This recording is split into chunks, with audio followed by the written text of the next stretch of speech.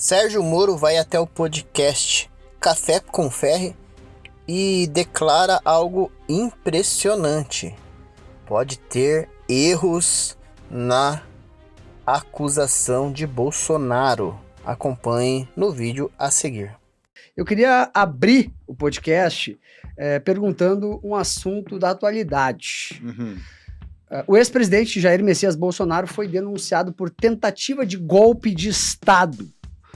O senhor acha, na sua opinião, que o presidente Jair Messias Bolsonaro e seus aliados, os seus próximos, tentaram efetivamente dar um golpe de Estado? Ou isso é parte de uma conspiração de perseguição jurídica por conta da disputa de poder que o Brasil enfrenta nos últimos anos?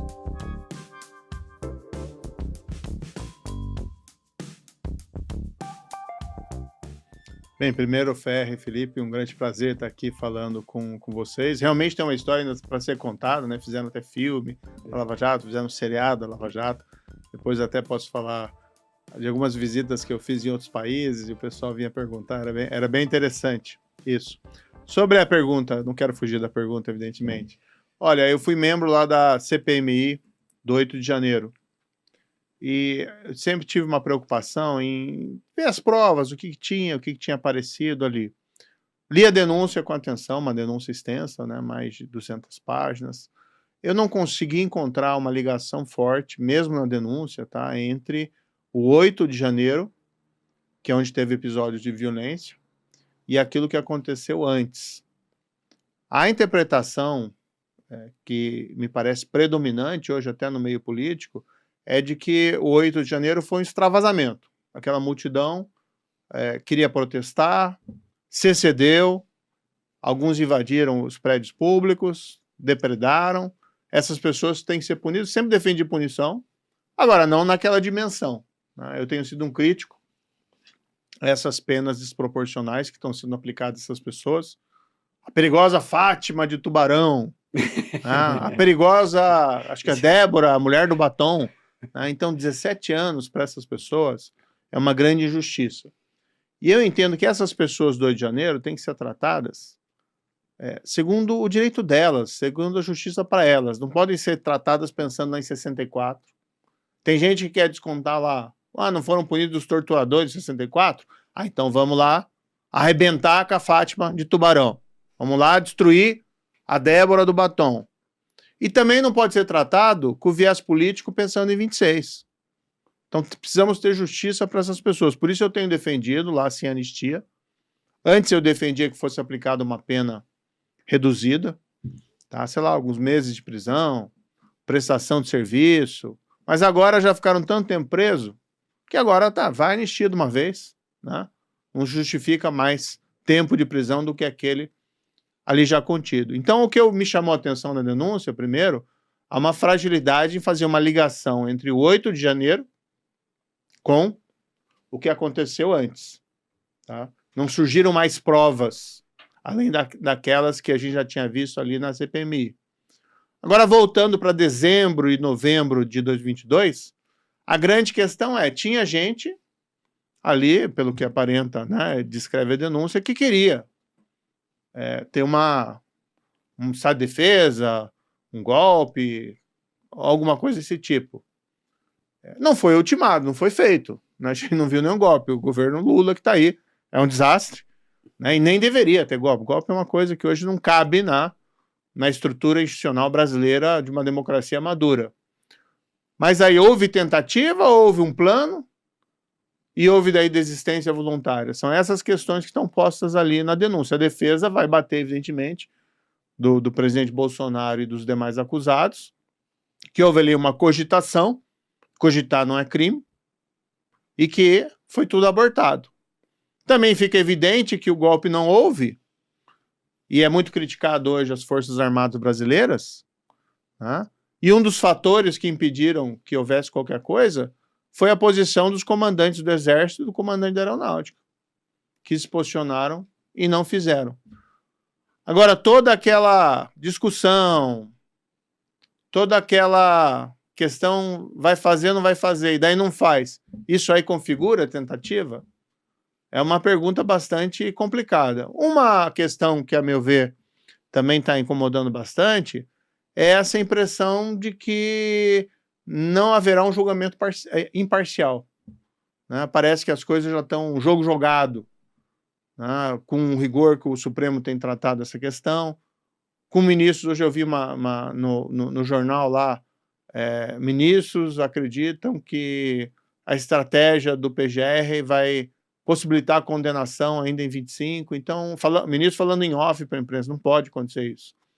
Então, isso também vai ser levado pela defesa para questionar a própria imparcialidade desse julgamento. O melhor, que seria a minha opinião aqui, que o Supremo poderia fazer é dar um jeito de se livrar desse processo, manda para a primeira instância, o Lula foi julgado em primeira instância, né?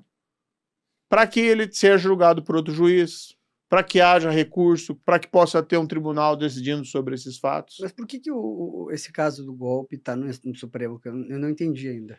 Olha, antigamente o Supremo tinha uma jurisprudência dizendo que se você tem o foro privilegiado, então algumas autoridades são julgadas perante o Supremo. O presidente da República, por exemplo, o ministro de Estado. Mas quando você perde o cargo, você perde o foro. E assim o Supremo começava a processar lá, por exemplo, um deputado por, sei lá, corrupção, acabava o mandato, mandava para a primeira instância. No caso ali, o presidente Bolsonaro não tem mais, né, mandato, em tese deveria ser a primeira instância, mas ele colocaram entre os denunciados um deputado federal, que é o Alexandre Ramagem, né, que na época era diretor da ABIN.